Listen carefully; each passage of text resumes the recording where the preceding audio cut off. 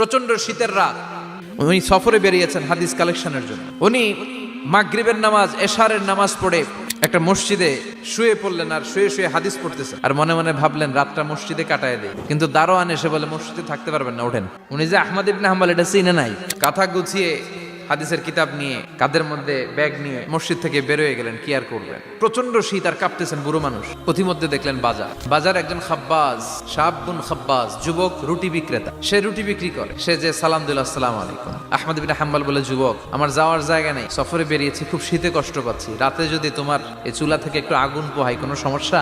যুবক বলে, না না সমস্যা না, আহলান ওয়া সাহলান, বসে আমতে আসেন আসেন, আপনি আগুন পোহাইলে আমার সমস্যা কি? আল্লাহ শুকরিয়া করে উনি বসলেন আর আগুন পোহাচ্ছেন। আর খেয়াল করলেন যুবক রুটি বানায় আর পরে আস্তাগফিরুল্লাহ, রুটির দলা বানায় পরে আস্তাগফিরুল্লাহ, খামির বানায় আর পরে আস্তাগফিরুল্লাহ, খালি এইটাই পড়তেছে। ইমাম আহমদ ইবনে হাম্বল তো অবাক, কিরে এটা আবার কেমন যুবক, খালি আস্তাগফিরুল্লাহ। উনি প্রশ্ন করলেন, যুবক ঘটনা কি? আসার পর থেকেই তোমার দেখতেছি তুমি রুটি বানাও, রুটি বিক্রি করো আর পড়ো আস্তাগফিরুল্লাহ।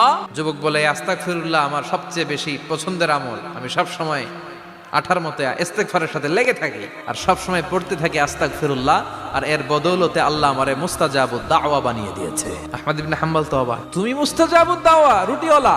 আমি এত বছর হাদিস পড়াই, আমিও তো মুস্তাজাবুদ দাওয়া না, তুমি দোয়া করলেই সব কবুল হয়ে যায়? যুবক বলে, না আনা মুস্তাজাবুদ দাওয়া, আমি আমার জীবনে যত দোয়া করেছি কবুল করে নিয়েছে কে? সব দোয়া কবুল করে নিয়েছে আল্লাহ, একটা দোয়া ছাড়া। কি সেই দোয়া?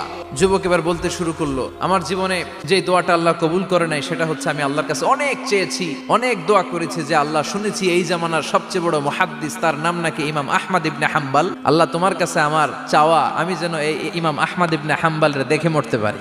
আহমদ ইবনে হাম্বল আবেগপ্রবণ হয়ে গেলেন, চোখের পানি ছেড়ে দিলেন, বললেন, যুবক তোমার এই দোয়াটাও কবুল হয়ে গিয়েছে, আহমদ ইবনে হাম্বল তোমার দরবারে ছুটে এসেছে। যুবক চোখের পানি ছেড়ে দেয়।